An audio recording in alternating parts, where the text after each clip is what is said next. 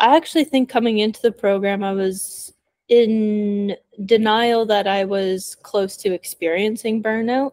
So I didn't have a part, I guess my particular ask to you was almost like I'm expecting either confirmation of my belief or the slap in the face reality of like, no, no, I've been wrong. Um, and I need to change course. So there wasn't a specific ask in my head of what you were talking about. If anything, it was more of a, I'm curious to explore. This isn't something that I've given a lot of thought to, but this is coming at a point where I was dealing with a lot of stress. The business wasn't, it was just starting out. So, you know, unless you experience rocket success overnight, which I don't think happens to anybody, you're kind of in that funk, right? And that's when you were kind of talking to me initially. So that was the point of what I was doing. So I thought, you know, if I could just help get out of this somehow, and I don't really know how to label that, then that's a benefit for me. Yeah, that makes sense. And how did you know before we started working that maybe there's like a potential of burnout looming? What were the signs? I think the few calls that we had before the agreement was put in place was really helpful. I definitely commend you on your like discovery and sales process, because those calls felt very genuine in terms of trying to find the right fit of client, both from my side as well as your side. Um, and so it was really enlightening when you were talking about your own journey of how you experienced burnout, the consequences that you had to deal with when you didn't deal with that, or it kind of just felt like it came out of left field all of a sudden. And while that wasn't a direct correlation, or I felt like that resonated with like, oh, I could point to my own experience, I think it was enough to scare me where I thought, but I'm not far off from that. And I can see that easily happening in the next week, in the next month. I don't know when, but I just know this is not a peaceful time.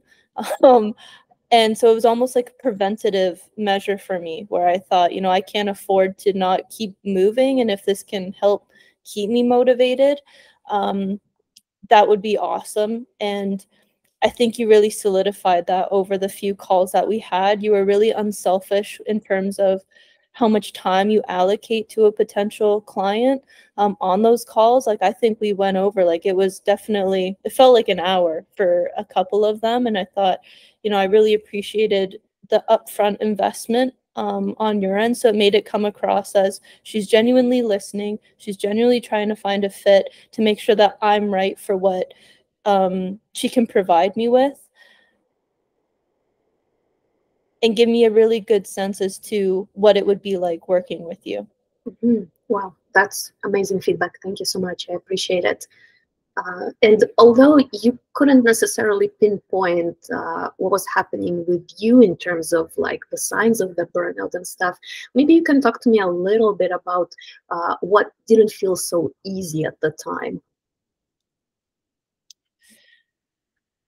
That was at a point where I was starting to get a business up and running with my co-founder. At that point, we had been commercially operating for probably about 8 or 9 months or so, with no sales, minimal traction.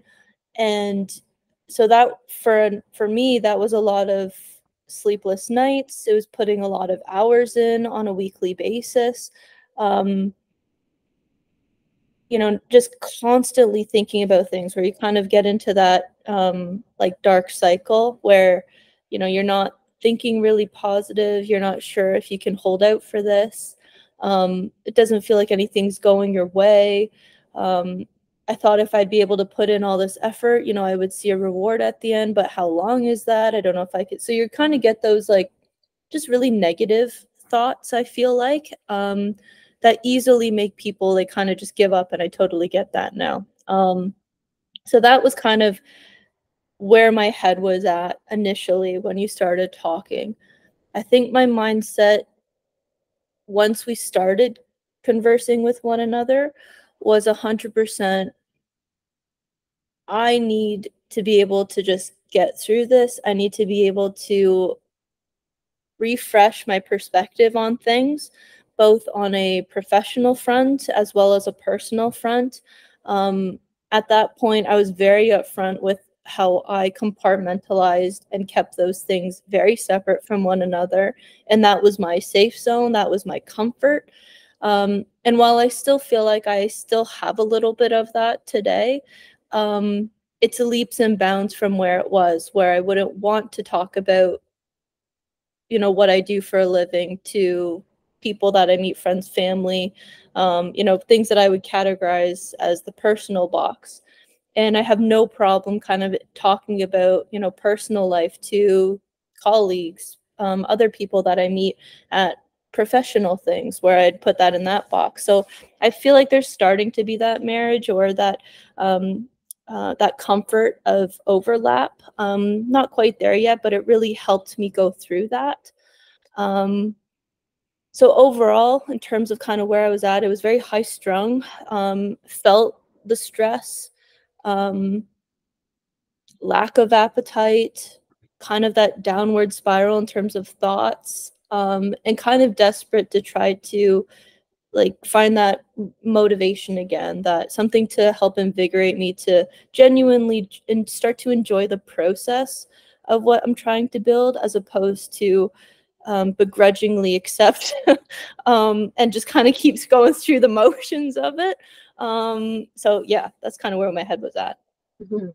Wow, that's yeah, that's a mouthful for sure. You're right. A lot of people do give up at that point if they don't have support. I have met people like that because sometimes you're just like deep down under, and I think a lot of people around us don't understand what it's like to build a business. So yeah. Um, would you share about that little dopamine boosting reframe that we came up with, the traveler's mindset, that helped you start enjoying life even in the middle of such a tough place to be? Yeah, that piece I think actually came quite early on, and I think that still is a core piece that resonates with me today. It'll be something that I know I'll take forward, like moving forward. Um, I think that probably would have been mentioned within the first like 5 sessions that we had in one-on-one. And I think that just really resonated with me and kind of just made my brain click like, oh yeah, I totally get that. And I think um, it helped, I think, reframe how I am approaching every day. And it was the traveler's mindset, as well as when we were talking about the ikigai moments, I felt like, to try to pick me up throughout my day to day, week to week outlook on things. So my mindset would have gone from, oh my gosh, I have to get through today. I have to get through a gajillion things. And just very not begrudging is not the right word. I'm struggling to find the right one, but it's just kind of like that. Um, you're determined, but you're not excited about it. You just feel like you really just have to get through it in order to make sure that you've done what you could for today, and then fight another day. Um, so that was kind of my mindset before, as opposed to once it was kind of like, why don't we just think about being a little bit more open-minded? Being more open-minded, more so to the positive things, because I tend to be a bit more pessimistic as a person. And so just being open to, the happier things. What do I like about doing those daily tasks? What do I like about the walk to work in the morning? What do I like to do about the sunny afternoon and enjoying kind of being on a patio or something like that when I can catch a break? Genuinely trying to live more in the moment, as opposed to I'm trying to think about 5 months. Where are we going to be in 5 months? Are we going to be struggling in 5 months? And, kind of being able to take a pause and reflect on the now. Am I happy with the now? What can I do to make myself happy in the now? And being open to, the instantaneous things that might happen, like a stranger having a nice conversation with you in the coffee shop, and being open to that, as opposed to, I don't have time to talk. I have to do this other thing and get other things done. So I think it kind of helped pause in real time digesting things, processing things, being a bit more open-minded to things, and just having a fresh perspective. That's awesome. And do you find that once you adopted that mindset, that your energy levels changed, and like how you live your life and run your business has changed? And how so? I don't think I did it immediately, because I think I was still stubborn in my thinking that that wouldn't help me. Like I think I was very stubborn to, I don't have a problem. I don't have an issue. It's going to be fine. You just have to keep doing this. And I think it was only when we would have one-on-one sessions where you would ask me questions where I was forced to reflect on things that kind of made me go, oh, no, you do need to think about those things. You do need to enjoy those moments. And so I think it did take some time to actually process and integrate that into my life effectively, as opposed to, I understand it conceptually, I'm on board conceptually, but it just takes a bit, I feel like, to actually execute consistently. Once that happened, I think more opportunities came my way, not necessarily from a revenue generating perspective, but more so from a connections or networking, like growing my network, forming much deeper relationships as opposed to perhaps shallow ones before this. So it really kind of, I think, just benefited me engaging with someone in the present much more effectively overall. And in terms of energy, I guess it would be a consequence, but it wouldn't be something that I would say, like I would specifically point to, like if you said your energy level is up, why do you think that? Oh, well, it's because of this new mindset that I've adopted. I don't think I would consciously know that. But I would say overall my energy levels going through the program, in both probably from the traveler mindset, but then just more so of the other kind of challenges that you put us through, definitely made my energy much more consistent. I didn't feel like that rocket ship or roller coaster throughout the day like I had before. So it was just much more consistent. I got a good baseline, I would say. That's awesome. So great to hear. And I remember there was kind of a pivotal moment when we were working together, where in the beginning, remember how you didn't really take vacations, and it's not something you were into. Do you mind sharing about that and how you used to work versus what happened that one time when your co-founder was a little bit shocked by something you shared? Yeah, I definitely, I wouldn't say took pride in the fact that I didn't take vacations, because I know there are people that very much tout that as like a, I don't know, like a badge of honor. I didn't feel that way. It was more so I was putting so much pressure on myself that I felt like if I didn't show up on a consistent basis, like if I wasn't there, the ship would sink. And that's genuinely how I felt. So therefore, you don't get off the ship and you just need to keep on operating. So it was almost a consequence as opposed to like something, purposeful. But that being said, that would always lead to a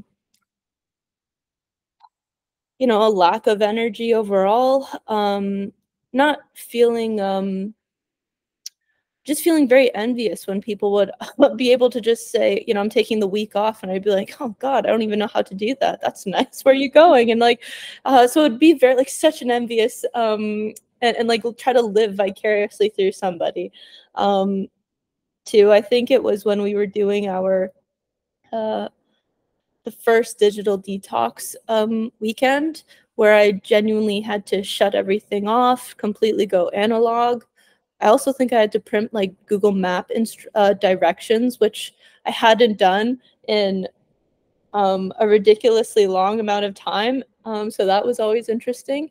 But it was kind of that reset, and it was such a freaky realization, and it almost made me feel immature, like when I was reflecting on that, you know, the Sunday night or the Monday morning when you were asking us, so how did you find it? Where I thought it shouldn't be this difficult to understand how shutting your brain off or not being connected 24/7, 365 can help rejuvenate your energy level, can help rejuvenate um, your problem solving, because you get that peace, that sense of, you know, freedom to think about different things, freedom to explore things. Your sense of time really elongates, so you feel like you get the most out of your days off because you're deplugged. And so I really, that was like such a huge wake up call for me. I think it was such a slap in the face, obvious thing that I felt like I should have known before, but I didn't. Um, and I also never forced myself in that position until it was kind of like, no, do it, just try it. And doing it over the course of the weekend was a short enough period of time where you felt like, okay, fine, I can invest this amount of time and just see what happens. And it was through that I thought, oh, okay, like this is really helpful. And I think, I can't remember if it was in the summer or um, when I would have talked to my co-founder, but it was like, okay, I'm going to take a genuine like week off. I don't want to talk to anybody. I'm going to put my email as like out of office, which I've never done in like forever. And like very much was not totally digital detox that week, but like just felt like I let things go. I felt like I, you know, willingly held the reins and just said good luck and didn't look back, and kind of was just, this is me. Like, this is me time. I've got to focus on myself, which I never believed in before. I never would have, you know, would have thought much about, wouldn't have put any importance on, or get over yourself would have been my attitude before. But it was such a, I don't know, in my head, it was such a great way to genuinely decompress, come back where I was a lot more refreshed. I had that energy to accomplish new things, and I think we had a lot more opportunities come our way because of that. So and my co-founder was shocked because he'd never seen me react that way, act that way, talk that way. And, you know, I think his quote was like, oh, you know, something wrong with you? Like, someone come and possess you? Like, this is not the same person that I know. But also when I came back, it was like he noticeably saw the difference of how much happier I was, how much energy I had, a lot more good ideas were brought to the table. So I couldn't really deny the results of that. So that was really actually probably one of the biggest takeaways that I'm coming from the program with as well. That's so powerful, because remember, you and I talked about that moment, and I said, you know what, Kristen, you are now the new generation of leaders, leaders that understand how to unplug and how important it is, because so many founders come from corporate background where they left because they hated how the business was running. They hated how their bosses were so plugged in all the time that it created so much stress for everyone, themselves included. And they just kind of replicate that. And you broke that cycle, because like now you're a different person and you do things differently. You'll never go back to being that same kind of old type of leader. And I thought that was amazing. Like, I was so excited for you, because you will walk away and spread that now to your team, to everyone you come across. I love that.